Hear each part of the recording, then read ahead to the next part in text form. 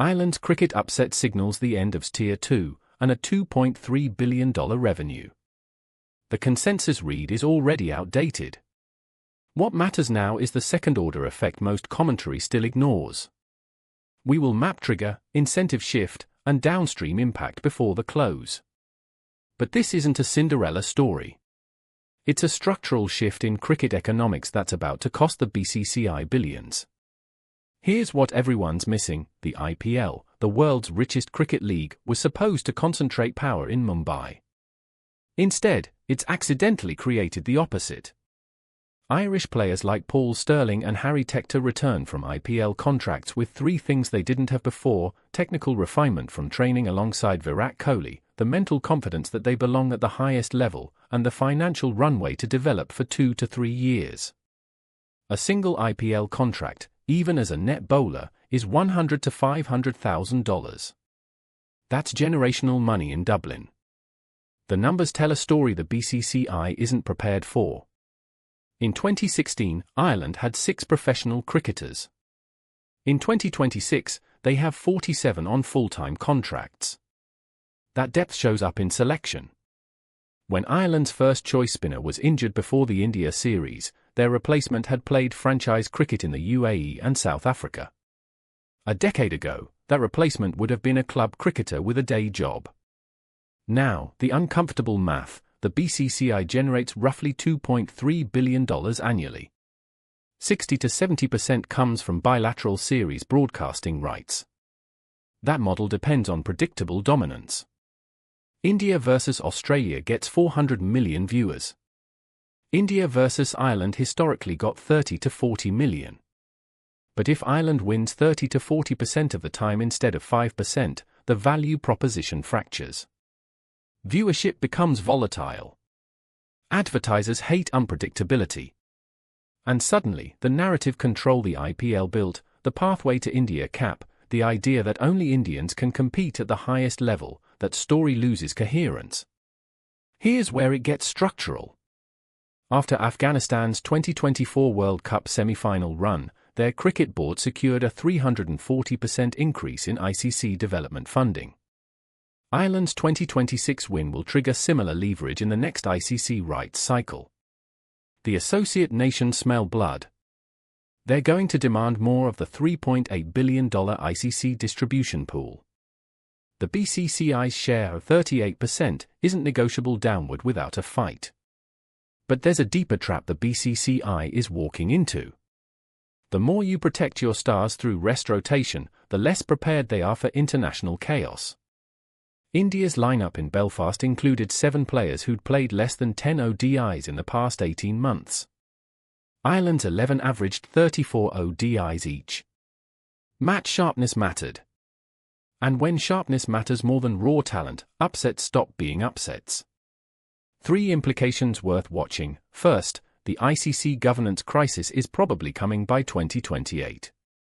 The current revenue model becomes politically untenable.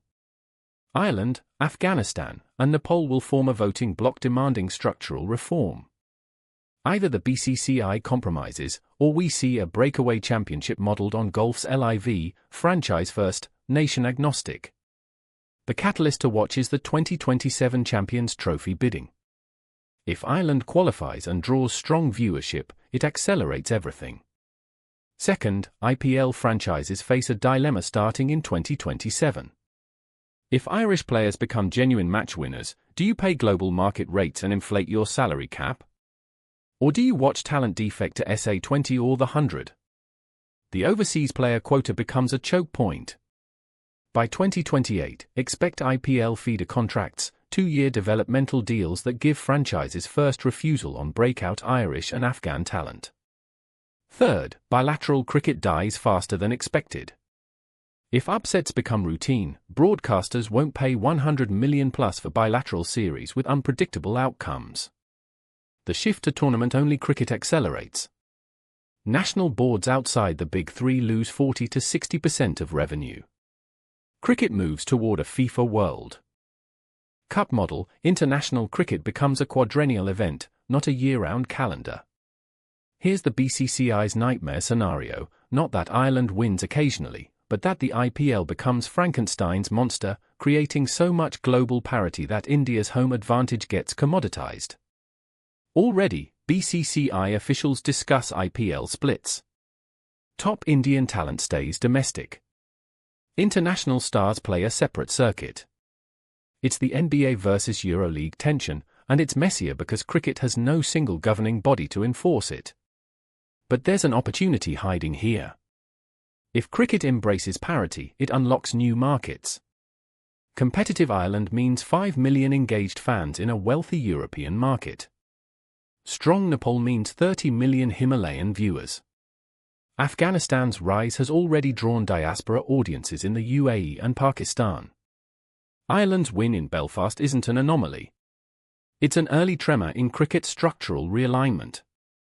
The next 24 months will determine whether the BCCI adapts by sharing power and revenue, or doubles down on protectionism and risks becoming irrelevant in a fragmenting cricket economy.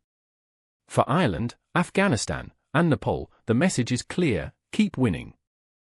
The leverage is finally shifting. And that changes everything about how cricket economics work for the next decade.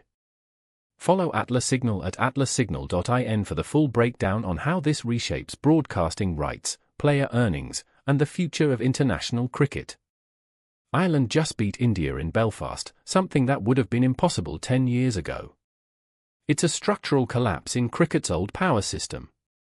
The IPL was supposed to concentrate talent in Mumbai. Instead, it's creating global parity at lightning speed. Irish players get IPL contracts, return with world-class coaching, and suddenly they are competitive. Now the BCCI faces a $2.3 billion revenue problem. If India stops winning predictably, broadcasters stop paying premium rates. Bilateral cricket becomes volatile. Advertisers hate that.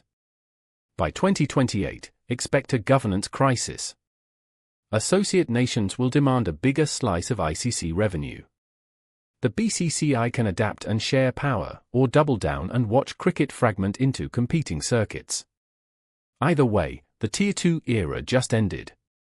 Focus on 3 layers: immediate trigger, structural incentive shift, and downstream effects on operators, users, and regulators. Then map scenario playbooks, optimistic execution, base case adaptation, and risk case where integration friction or policy reaction slows adoption. Close with concrete watch points and timeline markers instead of generic predictions.